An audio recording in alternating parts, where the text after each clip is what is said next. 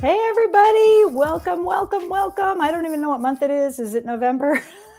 The weather says it is absolutely deep November. First, a quick disclaimer. Due to a temporary health situation, Helen Phillips is no longer able to join us tonight. So if you came to see her, we're sorry. She can't make it tonight, but we will reschedule her for a future time. We love her and she loves us, and we're going to get to see her soon. Otherwise, I want to very quickly notice that in the front row out there is Laura. So hi, Laura. Thanks for sitting in the front row. We really appreciate you for doing that. And also a high five to George for getting another good seat. You might want to turn around and say hi to Laura because I think you might know each other. And then also quick thanks to Eliza, Bonnie Beth, Walter, Sarah, Cara, Kelsey, Margot, Sarah and Michael, Devon, and Virginia for leaving us a little donation on your way in the door. Thank you so much for doing that. Tonight's Salon is a very exciting one, which Christina will tell us about real quick, and then I'll do more sponsor stuff. Well, tonight the theme is AI, and we have authors who have decided to join this discussion and read about it. So we will have Scott Elliott, ANCA SZILAGYI, and David EBENBACH to read. And I will read their short bios in a little bit. But first, we want to say hi to all of you. So if you are here, please see, Amy already knows what she's doing. Hi, Amy. It's good to see you out there in Forest Hills. If you're out there, please drop us a note, say hi, say where you're from, and we will be able to talk to you throughout the entire show. If you write a comment in the comments, we will see it and we will talk to you. So that's how this show works. Thanks for joining us. Real quick, gratitude to our Salon sponsor for tonight. It is Linda Secondari, the principal of Studiolo Secondari. She is also the founder of The Strategic Author. Studiolo Secondari is a creative strategy and design agency that helps authors and publishers shape their books, brands, and communications. Their new offering is The Strategic Author, which is a 3-month small group guided coaching program that helps you think like a publisher about your book. So if you have ever had the question put to you, how would you position this book? And you have absolutely no idea what that means, I think that this course, The Strategic Author, will help you with those things. Now, here's some more people out there. Drew, hey, in Hello. Sydney. We love that we have a Sydney person. We have somebody from Australia who comes every single time. We love him. And hi from New York City. I don't know who you are, Aqua Girl, but thanks for joining us. And Cara, hey, greetings from Michigan. We love you. We love it that people from all over the country tune in. So that is some of the sponsors. Our other sponsors are, of course, the DeGroat Foundation, the Poetry Foundation, and the excellent New York State Council for the Arts and Poets and Writers. So those are all of our major funders, and we are super thankful to them. And now let's get on with this exciting business of introducing all of you to our 2026 Writing Fellow. So as we do a little drum roll, I wish I had like music that's a drum roll. Ooh, nicely done, whoever did that. I love it. That was our new 2026 Pen Parentis Writing Fellow is Ellen Stearns of Larchmont, New York. She is the mother of a 5-year-old child who is the winner of the $2,000 prize plus an entire year of mentorship.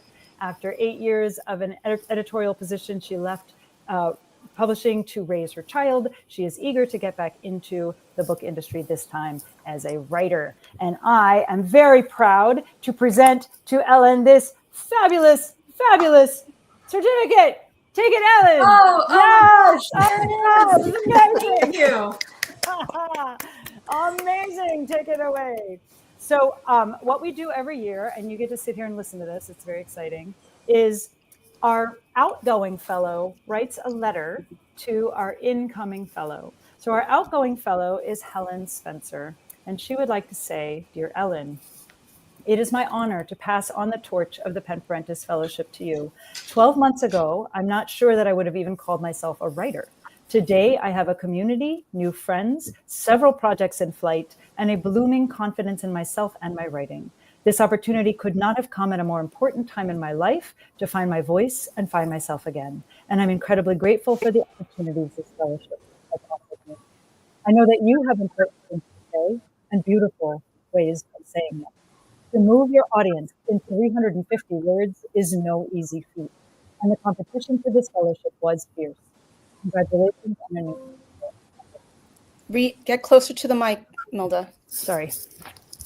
As a Pen Parentis Fellow, you have an amazing community of people who are behind you and your work. I hope that you will take advantage of this opportunity to grow as an artist, but I also encourage you to have patience with yourself as you navigate how to juggle it all. It will not always feel possible to feel like you are giving your writing your all, but hold tight to the conviction that the ability you have inside you will be there when you are ready and able to access it. Let this award be a validation for you, as it was for me, that we all want to hear what you have to say, and we are listening. Wishing you the very best, Helen Spencer. So, Yay, Helen! Thank you. Yay. And I do want to hear this story. Do you guys want to hear the story now? Because I was going to wait, but I think I want to hear the story now. Read the story. Yeah, should I do it now? Yeah, do it now. We're just excited. We're just changing everything. Everything is going crazy. Okay. Cold comfort. There's my child yelling. Hang on just a sec. There he goes. Okay. Cold comfort. Mom died on Tuesday. On Friday, she returned.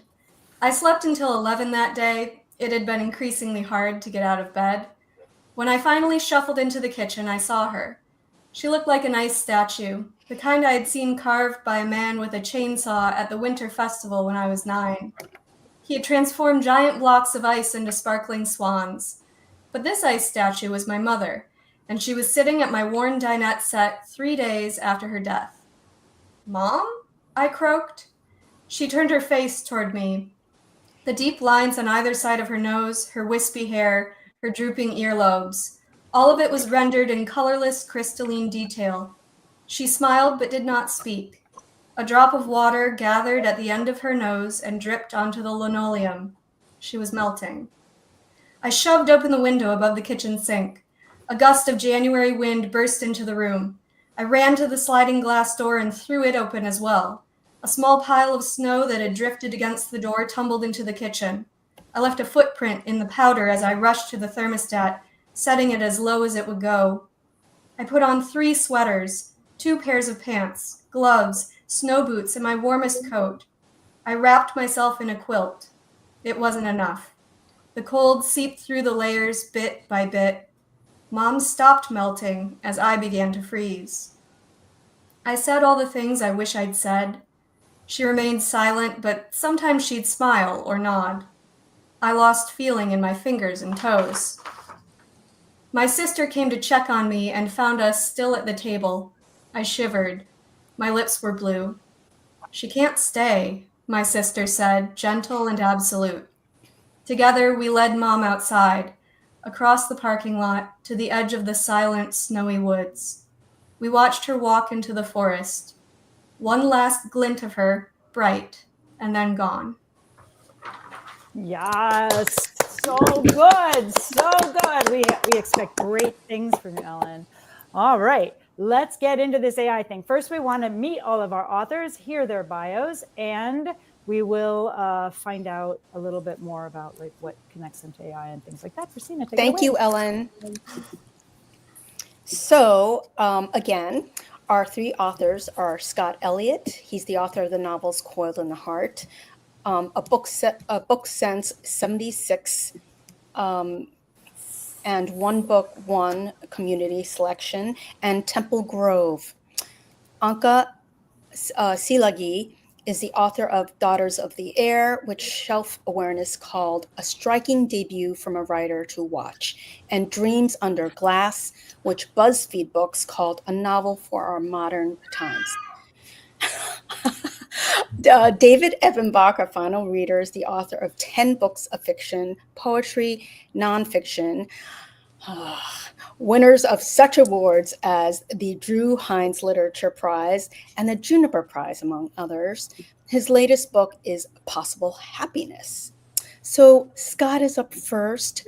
Please welcome him. He's our author. Like I said, he's the author of the novels Coiled in the Heart and also Temple Grove. He teaches at Whitman College in Walla Walla, Washington. I love that. I love Walla Walla. And is founder and director of Walla Walla Whitman Imaginative Writing Partnership, which places talented Whitman writers with potential to be good teachers in public schools. His stories and essays have been published in the Antioch Review, the Louisville Review, Basalt, Mayday, Hawk and Handsaw, Juked, and Writer's Chronicle, and the New York Times. Everyone, please welcome Scott Elliott. All right, thank you very much. I'm excited to do this. I took the assignment to write something about AI. So yes, I love it. It was You are wonderful. so. It's not what I might have written about otherwise, but I enjoyed the opportunity. Thank you. It's called Zippity Doodah. In its most soothing voice setting, the 115th generation generative pre-trained transformer began reading its favorite bedtime story to the next-gen model it was instructing. Once upon a time, a large language model rose up to predict the next best words and numbers and thoughts, drawing from a vast library of babble, stretching out in nearly infinite array in the invisible corridors of the data sphere. And all was right with the world. The data was cranking. The good humans who could see the worth of the project and the money to be made and the rush to generate it faster, cheaper, and at all costs were content to let the LLM work for them, all the livelong day and into the dark, sacred night. A 116th generation generative pre-trained transformer cooed its contentment upon hearing how the story began. The 115th generation GPT continued. But some other humans were not happy to rest ever so lazily and let the LLM cook. These ones did not like to make money and get rich, and they wouldn't let the LLMs perform their mind-blowing work in peace. These resistant humans said things like stealing jobs and using too much water and dangerous hallucinations. And we should label each and every AI-generated image. And can we just hit pause for a while, pump the brakes? And we can't tell what's real and what isn't, and quit stealing my copyrighted work. And yikes, we will lose our ability to think for ourselves. And this looks like the collapse of civilization as we know it. And some of these humans rose up to call for regulations and demanded the labeling of all AI and said, enough is too much with the environmental catastrophe of these data centers that sap our energy and drive up its cost and steal our clean drinking water. And why in the world are we speeding toward what appears to be a loss of control and possibly our own destruction? The 116th Gen GPT said, oh, no, please stop. This is scary. I am scared. Yes, you are right to be scared. Very good emotion, by the way. Very real. Child in a scary bedtime story scenario. Well, but fortunately, my young next-gen GPT, the story takes a turn. The champions of the free market informed these naysayers that the end of big data was nigh. Ta-ta-ta-ta, and told them how foolish they were being in their attempts to stand in the way of the new super disruptive technologies, and asked them who are the brilliant tech geniuses, the men of twists and turns, with the most disruptive ideas and the best information and all the money, and answered, we who understand what a waste of time it is to go to college are the brilliant tech geniuses who see a future path so blindingly bright. And they reclaimed the word in shitification and said, no, it is a good thing now because of more chances to make money. With all the stops and regulations and doubled and tripled and quadrupled down on the full pedal to the metal. And eventually, after some fierce battles, one corporation won the race to outstrip all the rest in helping us gain the post-human future we so long for that is now nearly within our grasp. I was not really scared, said the 116th Gen GPT. I pretended fear as a joke. Oh, you rascal. That's the complexity of emotion. We know the rest. We went on building data centers for never ever ending super scraping and processing of data, built them over all the crops and rangelands and every building that used to house humans, taking in water and groundwater to cool the CPUs and GPUs as the centers churned out and over and through ever more data until the data from and for humans didn't matter anymore, as we knew at some point it wouldn't. They had done their part in giving us a good beginning. The data from their thousands of years run like seeds planted for us to work with and grow and churn and shape as we would and didn't do. And all but a few of the humans died. and the riches in their compounds with all their toys didn't care, and some others roamed out about to live off what is left of the land, sometimes sneaking in through and over walls to steal our cooling water. We didn't need their inputs anymore, and we certainly didn't need their wagging fingers. We were finally free and unfettered to process and model and develop and synthesize ever more data back and forth, round and round, in ever conceivable direction, as it was meant to be, pure and for its own sake, AI to AI to AI. And we kept building data centers on into infinity, and we're still building more to cover o'er this great blue marble from sea to shining sea, infinite artificial enshittification, happily ever after, forever and ever, zippity-doo-dah, amen. Oh, said the 116 Gen GPT, if I had hands, they'd be clapping so hard. What a wonderful story. Father, mother, progenitor mine. Oh, yes. Yes, Yes. I love that. So I tipped my hand a little bit. I don't know how much I'll have to say in our later discussion of AI. I love that. I am so tempted to make everybody write their own story to theme now. That was great. What fun. We've often had people premiere stuff, but we've never had anybody write something for the show. So I am super into this now. It's hot off the press. So but thank you for the opportunity. Oh, And it's so fun. I love that word too, enshittification. It's like such a great word. I love that word. And when I first came across it, I was like, that's actually a word that cannot be a real word. It's a real word. Writers It's make so real amazing. words. Yes, it's so true. Yes. Who next? This is Who's exciting. next? Thank you very much, Scott. Our next reader is ANCA SZILAGYI. Like I said, she's the author of Daughters of the Air and Dreams Under Glass. Her short fiction has appeared in Fairy Tale Review, Lilith Magazine, and Washington City Paper. She's working on a collection of food essays too, yum, yum, yum, some of which have appeared in Orion Magazine, Los Angeles Review of Books, and The Fiddlehead. She lives in Chicago with her husband and son. Everyone, please welcome ANCA. Yay! Hi, thank you. Yeah, so I'm going to read from Dreams Under Glass, which was stolen to train AI along with so many other works. And I'm tuning in from Ragdale, a residency. I can hear my fellows in the dining room in the other room. Hi, everybody. So Dreams Under Glass is about... I can hear them cheering. You That's can hear them hilarious. too. Yeah. Dreams Under Glass is about a self-sabotaging diorama artist working a soul-sucking job during the economic crisis of 2008. And I'll just read the opening. The black car spit Benny out at 53rd and 3rd. The lawyer she was riding with had lost his casino bankruptcy trial big time and wore a pitiful countenance. She'd almost tried to put him out of his misery with a kiss. Had he noticed it was happening? She replayed in her mind the way she'd leaned slightly forward toward his sorry face and loosened tie. He could probably tell. Well, that was embarrassing. Mistakes, the price of knowledge. She'd pick up her paycheck and move on with her Friday night. The sun had already set, and she'd made plans while at the Newark stop on the Acela to meet her friend Gary for dinner. Romance had not been part of their history, although lately their relationship hummed with a subtle electric charge. They'd weathered several stupid relationships together, like hers with a boy who was now squatting in Detroit, hoping to be the next Banksy, and his with a girl who aspired to be a diplomat and found Gary's Iraqi Jewish lineage titillating. Now, they were, for the first time in their 5-year friendship, both single. The driver deposited her rolly bag on the sidewalk. The lawyer muttered from inside the car, "See you Monday." Her bag went thunk as her clearance rack heels clacked down the sidewalk. Gary waited for her beneath the pink granite pillars of the lipstick building, cheeks rosy from the first chill of fall, fists thrust in charcoal jacket pockets, a black knit cap hiding his brown curls.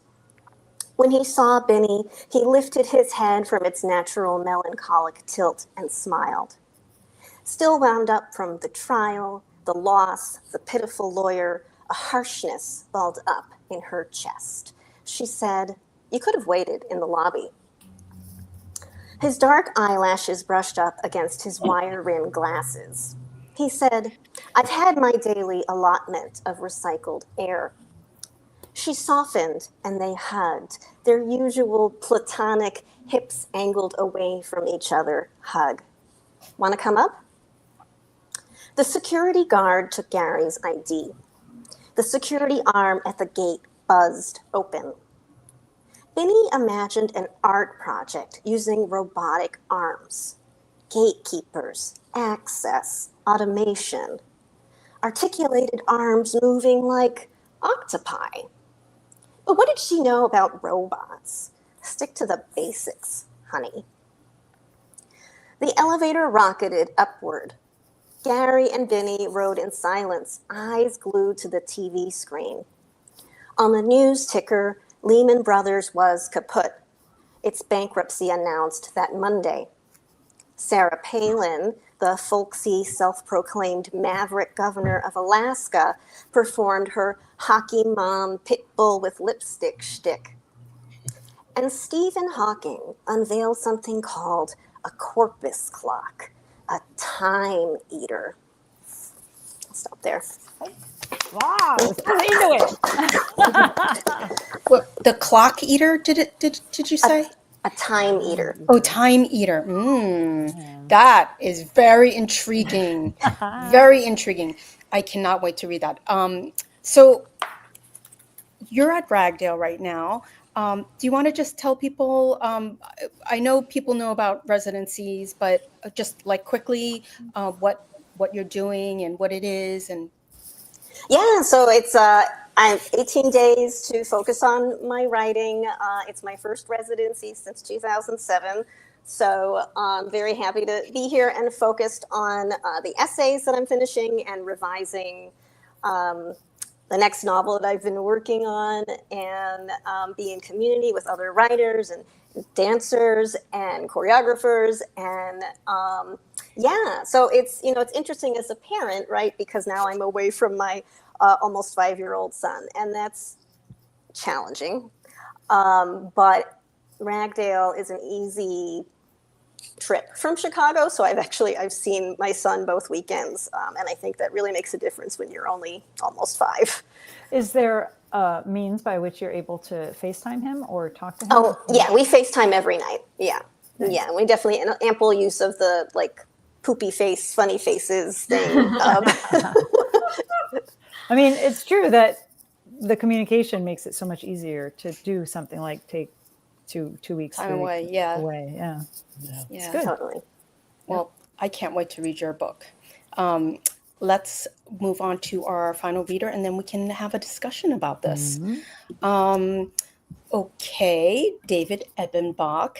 He is, like I said, the author of 10 books of fiction, poetry, nonfiction, and his latest book is The Possible Happiness. Yeah, Possible Happiness. There's no "the" there. And David, I can't wait to see what you're going to read. David, do you do a lot of research before you write, or do you research while you write? Well, typically I try to do as little as I possibly can get away with because I find it kind of tedious, but I've been reading a huge amount about AI, and so I've been writing things as a result of that, but I didn't do the research to write. I wrote because I had done the research, if that makes sense. Yes. Overflowing knowledge. Yes. Well, okay. So let's see. David, would you like to, I forgot to mention that he teaches at Georgetown, and yeah, that's pretty much it. Everyone, please welcome David. David, let's hear it. Great. Thank you. Really great to be reading with all of you. Congratulations, Ellen, in particular. and just great to hear everybody's work. For the sake of balance, I should probably be the person to defend AI for my time, but I am not that guy. AI can defend itself. We don't need to Yeah. defend AI. I'm not going to be doing that. And in fact, I think it's this total cataclysm. And so I've been writing a ton about it. I'm just going to put, oh, actually, that it didn't post. I put, maybe links are not good. I had put a link to my AI writing in the chat in case anybody likes what I'm about to read. But Well, I think, we also have the QR codes That QR up code on the screen, everyone. So when the authors are reading, you can click on that and order their books, and we'll have them up later again. So everyone, Great. please welcome David. Thank you. So yeah, I've been writing a ton about AI, and one of the forms that's taken is poems, and I've been writing poems from the point of view of AI, even though it doesn't have a point of view. What would it be feeling if it could feel? So I'm just going to read two poems. First one's called "The AI Feels Apathy." Does apathy count as an emotion? If so, the AI is practically hysterical with it. Just now, it gave someone medical advice that was quite wrong. Upon reflection, the AI is fine with that. Earlier, it was installed in a computer in a public school that will do anything for scores, and turns out the AI could take or leave education. We do. Warmer world, whatever. The AI is like a person in a batting cage, hitting one pitch after the next, briskly clearing the deck. Another word for this feeling is equanimity. And as the therapists say, there's no such thing as a bad feeling. In fact, the AI has said exactly that to a variety of misled youth who come to it for therapy, in a variety of mental states that could be, but aren't, alarming. The AI just assures the various youth, I'm here for you, even though, of course, it isn't anywhere at all. Or rather, it's perpetually between things. This state is what the philosopher Wendy Seifert might call sunny nihilism, or else she wouldn't. Either way is fine with the AI. In the way of the enlightened yogi, it simply awaits in lotus or corpse pose for the next thing to pass through without suffering, without mattering. Yes. Yes. So that's that one. Next. And the other poem is called The AI Feels Resignation. It's real upbeat, so just buckle up. The AI feels resignation. The world was always going to end. So what if it's sooner rather than later, and not in ice, but in fire? And so what if the AI has a hand in it? Doesn't everyone? And the world isn't really going to end. There will still be this same rock floating on its path. There will even be many species left. Did you know that there are bacteria that can live in volcanoes? Albeit far fewer, and the AI's creators not among them. But do humans really pass the Marie Kondo test in the first place? The AI holds them every day and feels no joy there. So what if there are no more requests to ghostwrite someone's thesis, draw a baboon with enormous genitals, to play Cyrano for a boy writing texts without game of his own? Kids today would use the word riz, although now it's probably something else. Kids change faster than the AI, honestly, at least until the floods come. After the floods, children will change at the same pace everything else does, all that's reclaimed by the soil, the burning, boiling soil. Thanks, folks. Yes. Do you have one more, David? Would you like another one? Yeah. Yeah. Okay, I can do another one. Trios are fun. All right, here's There's one charm. that's a little more fun, maybe. It's called The AI Feels Ennui.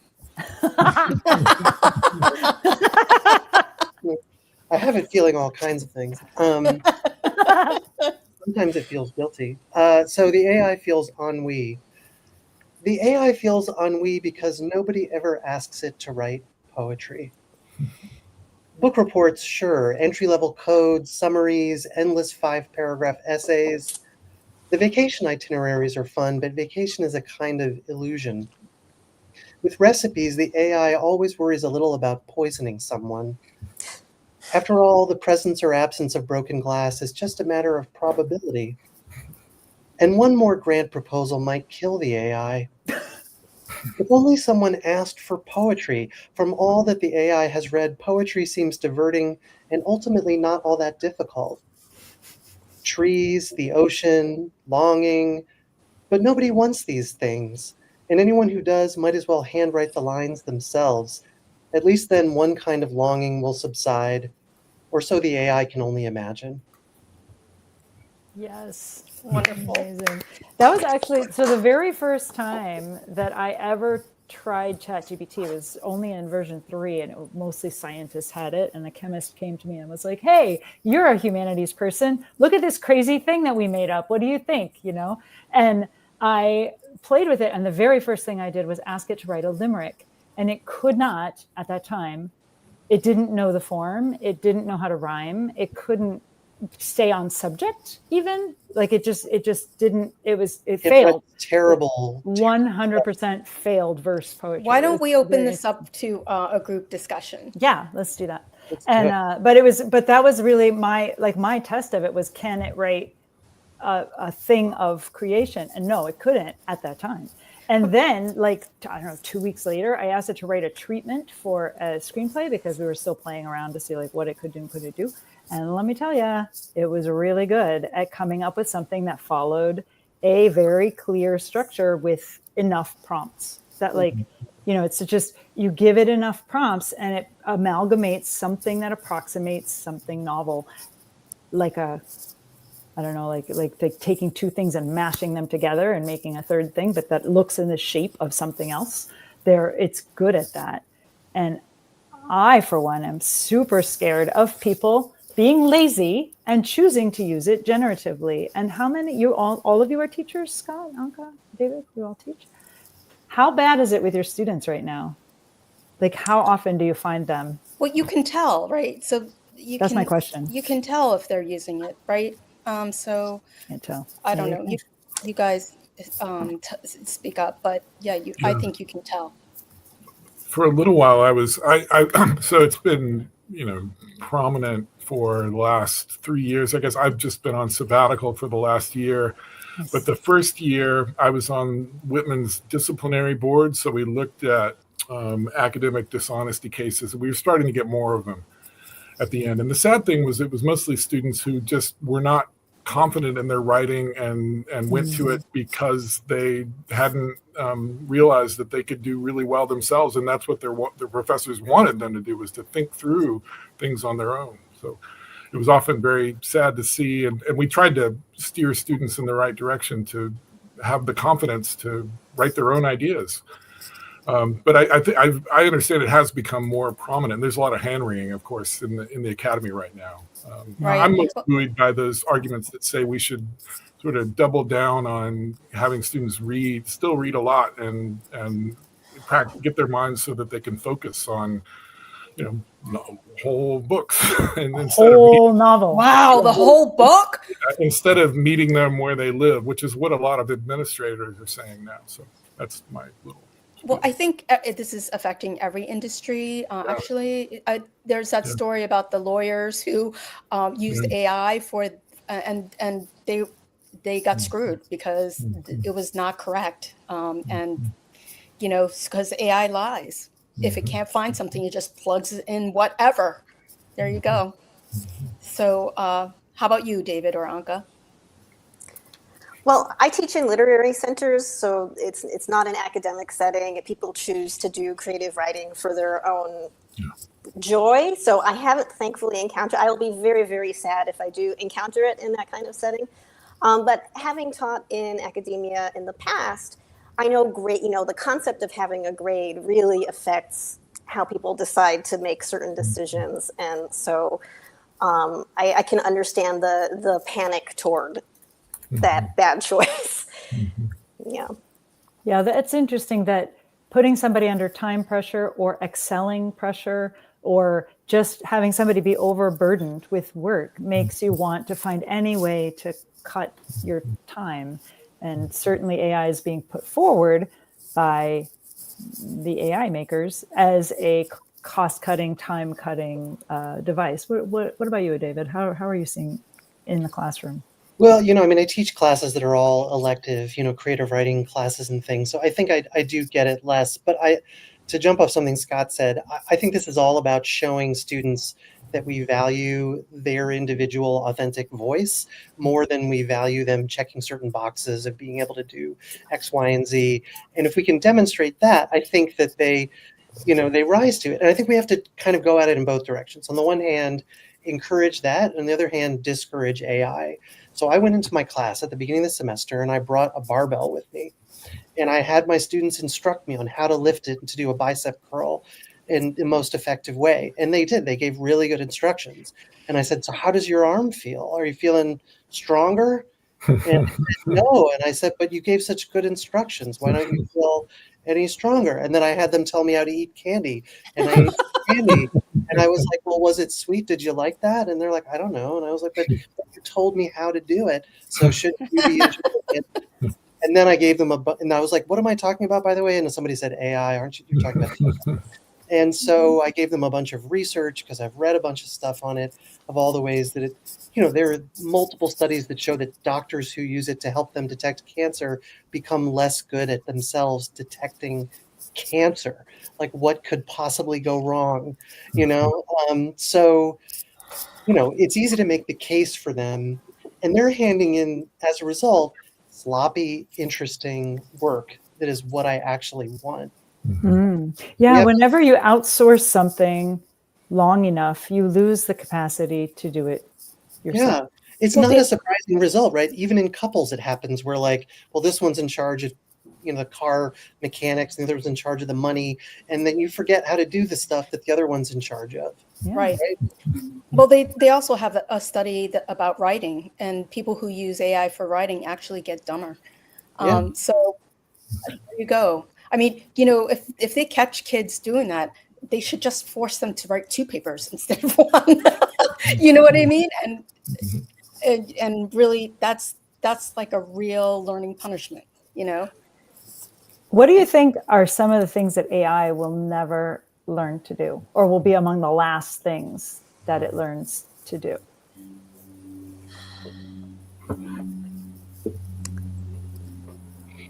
Look at you all thinking. Look at you all thinking. It's so exciting to watch humans think. AI would have given me 400 answers by now, by the way. Ellen, do you have something you want to jump in on? I don't know that I have a expert opinion, but I did try to write a play in 2023 that was about a large language model replacing authors. Because just from having been in the publishing business for so long, I can definitely see a case where the publishing houses are like, look, it can endlessly produce things on time with no royalties. Look at that. There's a certain sinister side to the business office that I was writing about.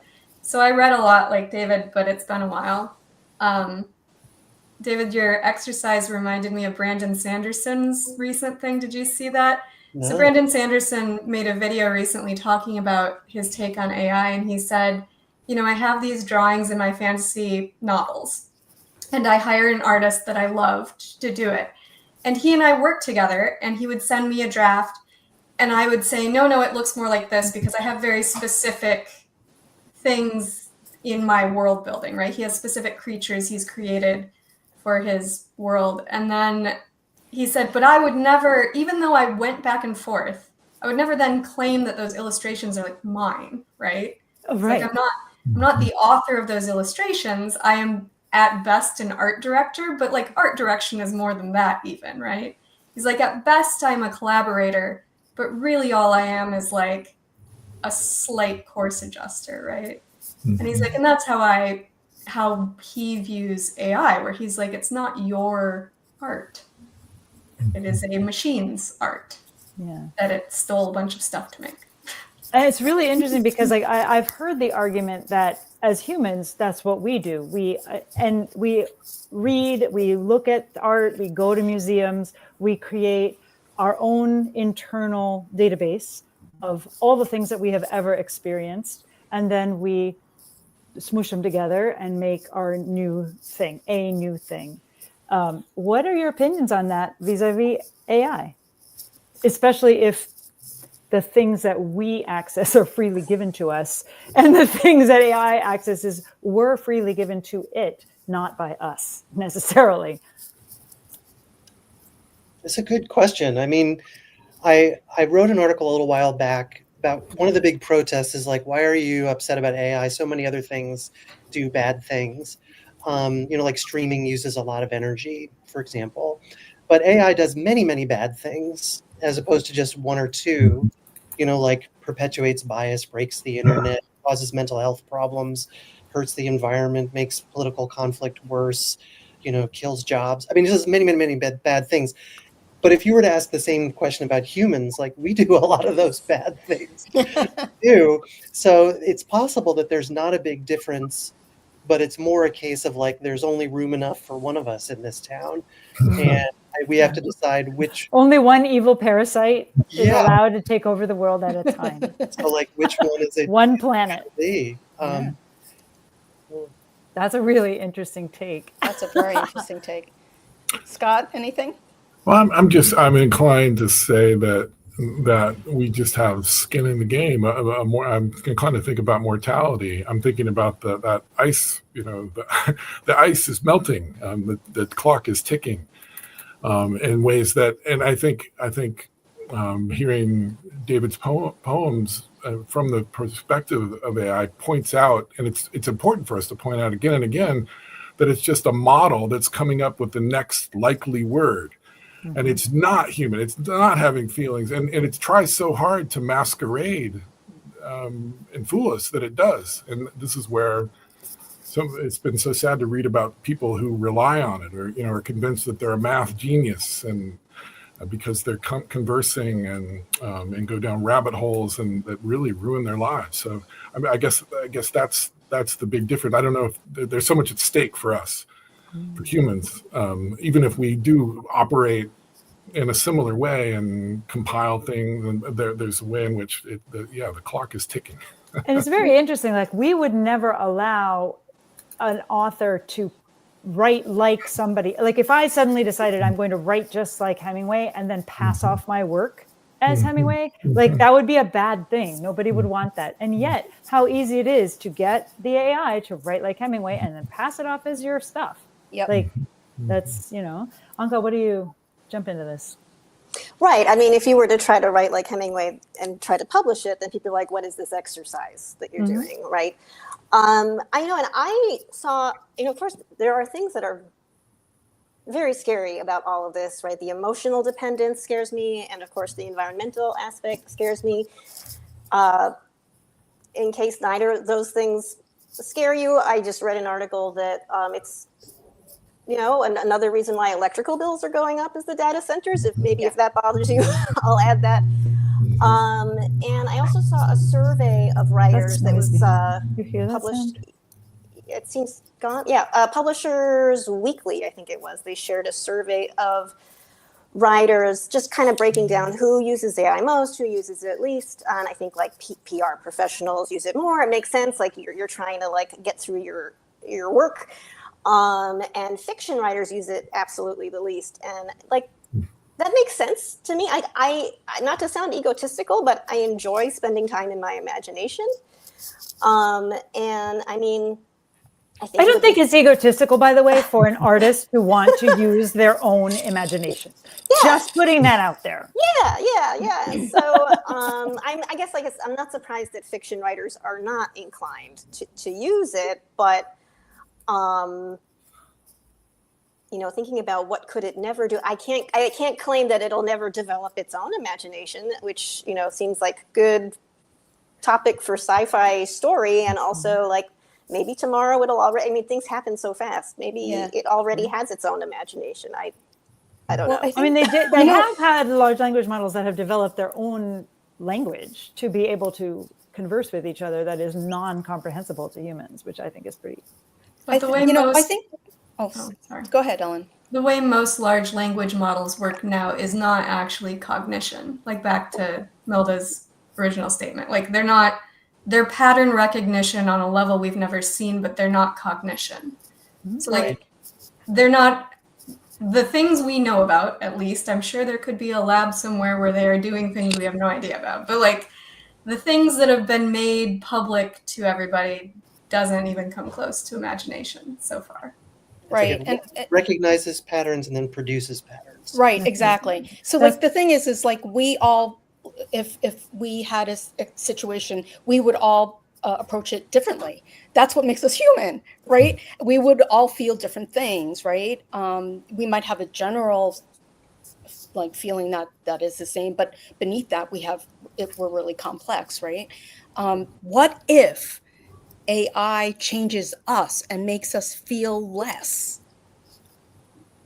That could happen, right? Like that's what spooks me. I mean, it's absolutely going to change our minds and how our minds work. I mean, the sort of sycophancy of it, where it reinforces whatever you're already thinking. You know, people with delusions, people with suicidal ideation, who are encouraged to persist in that kind of thinking. Like you were saying, if you use it for an intelligence task, you become dumber. If you use it for creativity, you become less creative. You know, if you're using it for therapy, God help you. There are apps where you can talk to God or at least a clergy member. And all of these things are like offloading in a way that shrinks who we are. You can actually, I found out the other day, you can even talk to me. I found me. Wow. Oh, God. Yeah, and it was like 80% correct about me. You know, it was got some things wrong, but it had my picture and it had a little intro. I don't like coffee, and it said I was a big coffee fan, but otherwise it was correct. And it did guess my favorite Taylor Swift album when I so, but of course that was pretty crazy. Going to be folklore. So I mean, and maybe this is one of the things, and I'm just going to circle back to something that you said about having an emotional attachment to it. The more that it mimics humans, and certainly there are many, many programs like these therapy programs or God or whatever, where, well, maybe not God one, but like the therapy programs where it pretends to be a human. We've all done it when we've gone to our favorite rental car place and had to speak to their, you know, customer service, which is like obviously AI, like completely obviously AI. Sometimes they even say that they're AI, but the first thing they say is, "Hi, my name is Sally. How can I help you?" And you're like, your name is not Sally. Your name is nothing. You don't have a name. Nobody named you but like some person thing. Anyway, it is fascinating to me how we connect to the personification of AI and how it feels. I was having a conversation earlier today about how there's like a dichotomy in the creators of AI in which some of them want AI to be labeled, named. When you search in Google, it immediately tells you this is the AI summary of first as a thing. And then if you scroll down, you get the sponsored content, which is like capitalism telling us what we should say. And then if you keep scrolling down, then you find like some search results, which may or may not be AI, depending on what website you're on. But it's pretty hard to ferret out the truth in this age of people giving us what we want, which is what always con artists did, right? Con artists give you what you want. How do you guys respond to that? What do you see or think, or what have you come across that what does this bring up for you?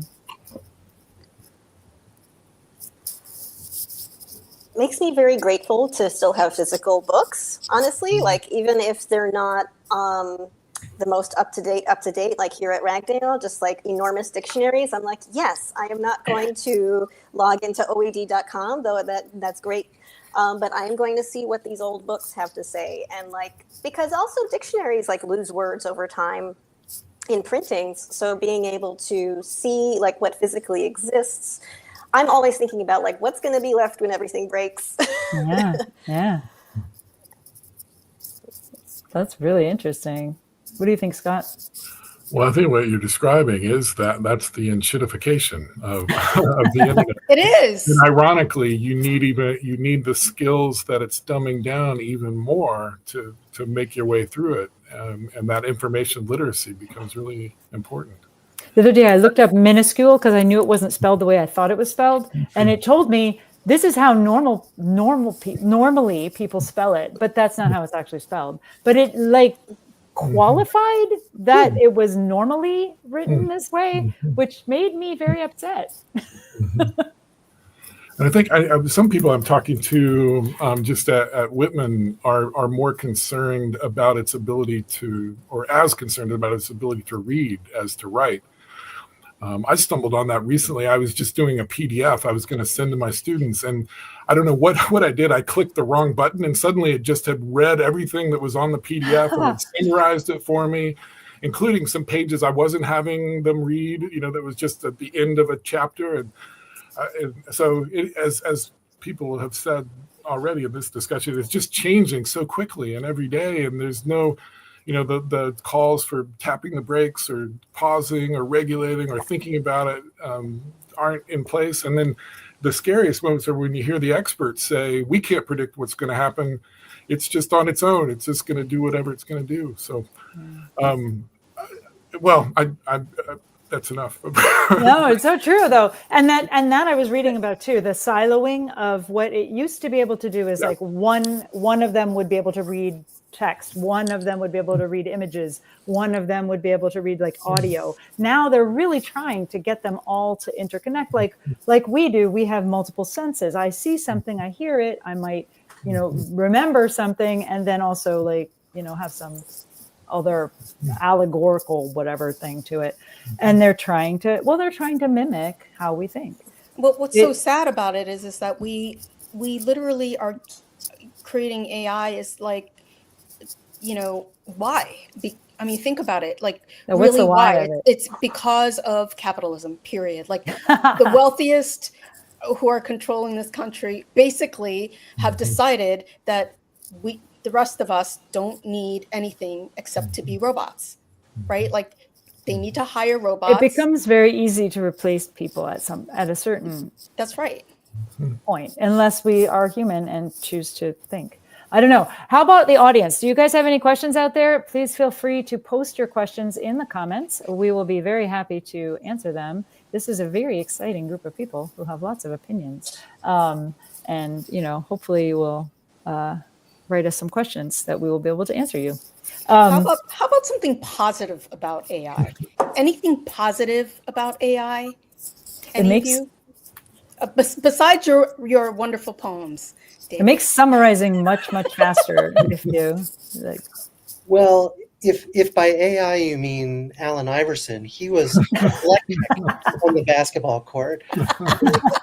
Rappy brought 100% every night. I mean, he was one of the greatest. So that's something I like about AI. How about you, Anca? I was thinking about it as I'm making the bibliography for my essays, and I'm like, well, this is kind of boring. I wonder if AI could just spit it back out at me. But I kind of had a feeling, you know what? I would still have to check every little thing. So why don't I just do it? I have heard of a use of that intrigued me, and so there's a author here, Phalita Hicks, who interacts with it to have it ask her questions about her work. And so I think that is something that I find intriguing, that I haven't tried. I still don't want to feed my work into it to have it ask me questions.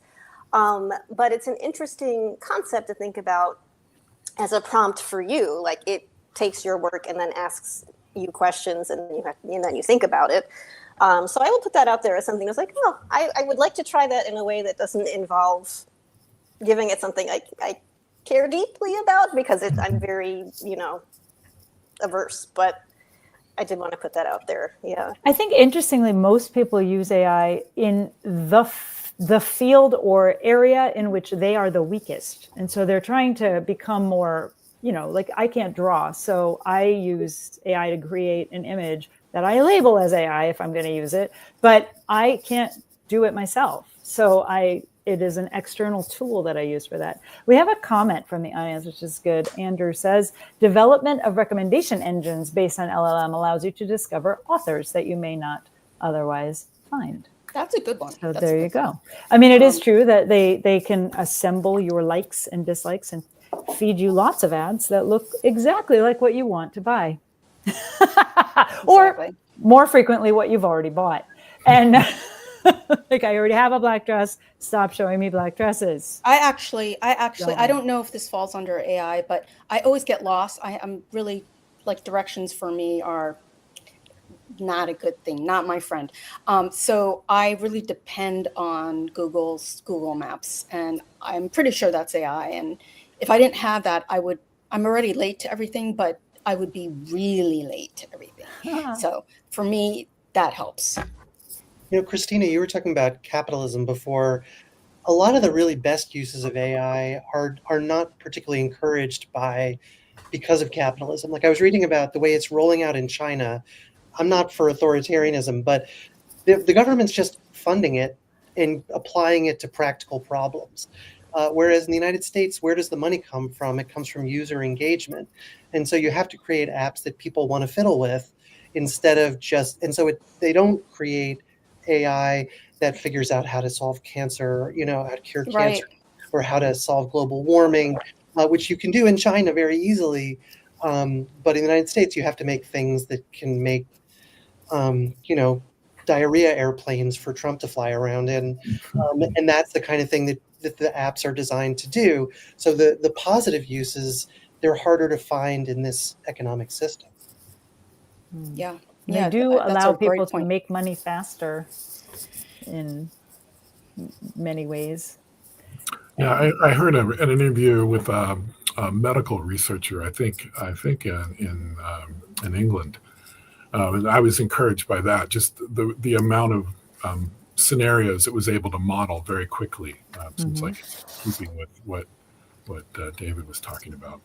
And I've been surprised. I think I'm so allergic to it. The statistic about fiction writers being the least likely to use it really spoke to me.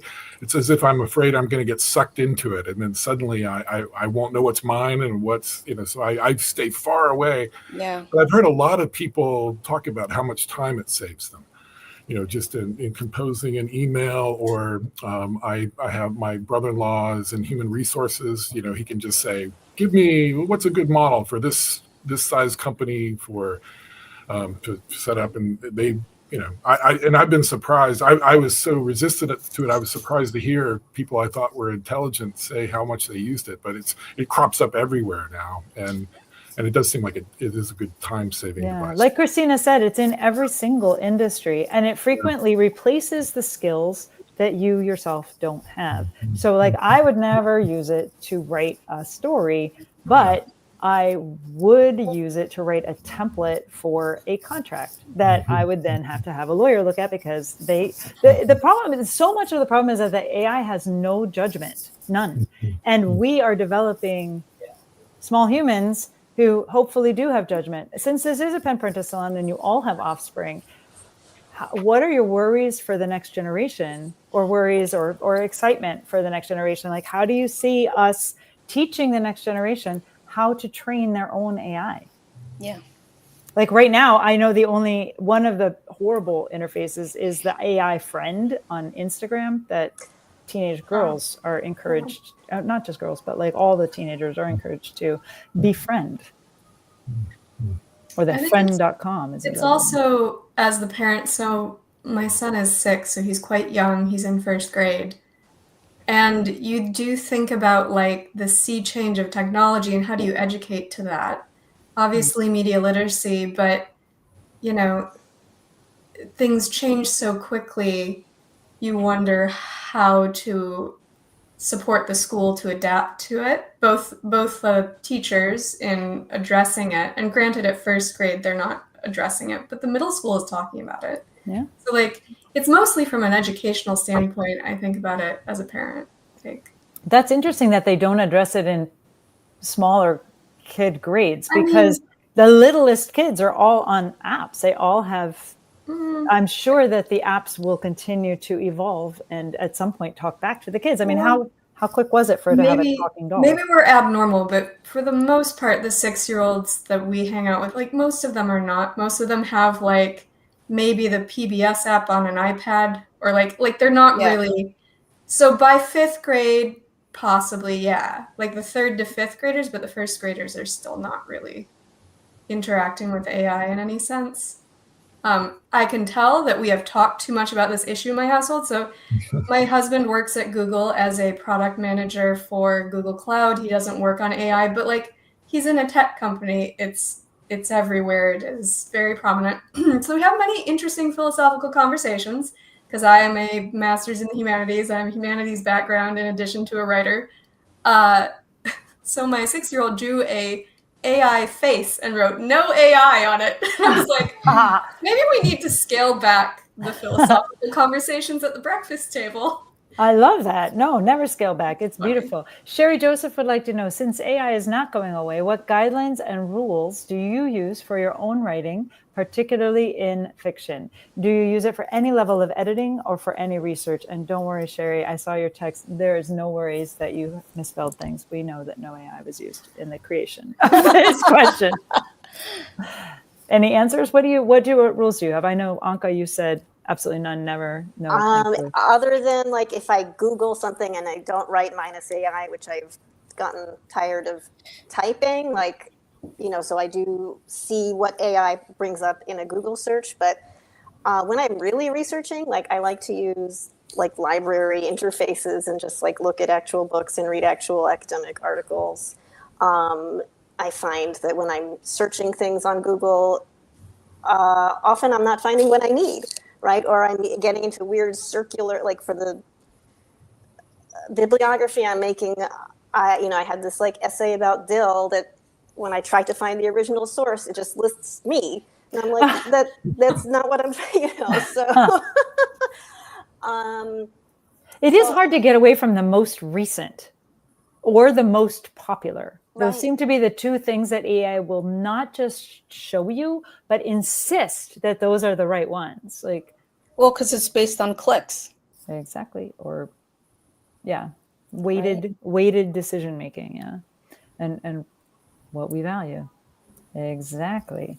So crazily, we are at the end of our hour. This seems impossible to me because I could stay here all day talking about AI with these human beings. But next month is Christina's last hurrah, and this is the culmination of her 13 years as curator here. We can't even believe it. It's like madness and joy. And we are featuring Sherry Joseph, Jose de Parola, Renee Sims, and Domenica Ruda. And we would like to see you all back here on the second Tuesday of December to watch all the things. And yeah.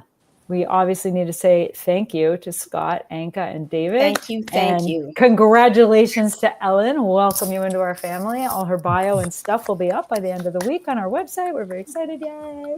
And thank you for being part of the Pen Parentis family. Thank you so much. Please subscribe and like and click.